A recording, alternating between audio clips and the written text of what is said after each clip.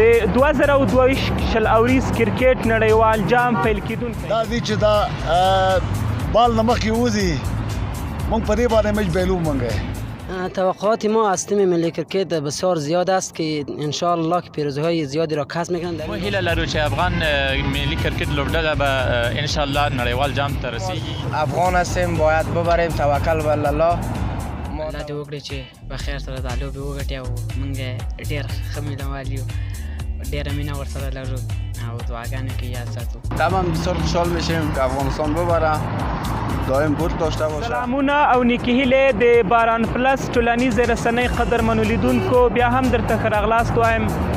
د 2022 شل اوریز کرکټ نړیوال جام پیل کیدونکی دی نو موږ هم د کابل ښار یوې سیمې ته راغلي یو تر څو د ښاریانو نظر واخلو چې دوی د افغان کرکټ ملي لوبډلې لپاره څومره لیواله دي او هغه د کرکټ شل اوریز نړیوال جام چې پیل کیدونکی دی دوی څومره لیواله او خوشبینه دي. د ښاریانو نظرونه هم وګورئ او په پای کې د کرکټ د مسؤلینو او د کرکټ پوهانو نظرونه مو هم را اخیستي کولی شئ د ویډیو په اخر کې هغه هم وګورئ. زموږ دروند همکار جاوید جوهر صاحب هم را سره د نظر د اخلو. جوهر صاحب ملي لوبډله څنګه ارزوئ؟ مننه کوم ښه پوښتنه ده نایب صاحب. موږ هیله لرو چې افغان ملي کرکټ لوبډله به انشاءالله نړیوال جام ته رسیږي او انشاءالله برای به هم ترلاسه کوي. زموږ هیوادوال ډېر خوشحالۍ ته حاجت لري او انشاءالله زموږ دعاګانې ورپسې دي. انشاءالله زموږ لوبډله به بریالی وي. توقعات ما از تیم ملی کرکت بسیار زیاد است که انشاءالله که پیروزی‌های زیادی را کسب می‌کنند در این راستا و دیگر اینکه تیم ملی کرکت ما را دعای مردمش انشاءالله که در پشتش است انشاءالله که به پیروزی بسیار زیادی دست می‌یابد.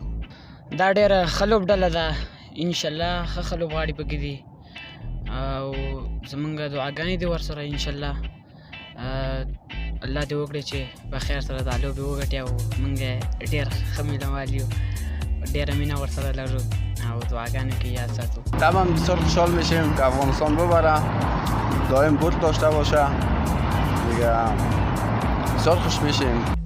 ما توقع داریم که تیم ما افغان هستیم باید ببریم توکل بر الله.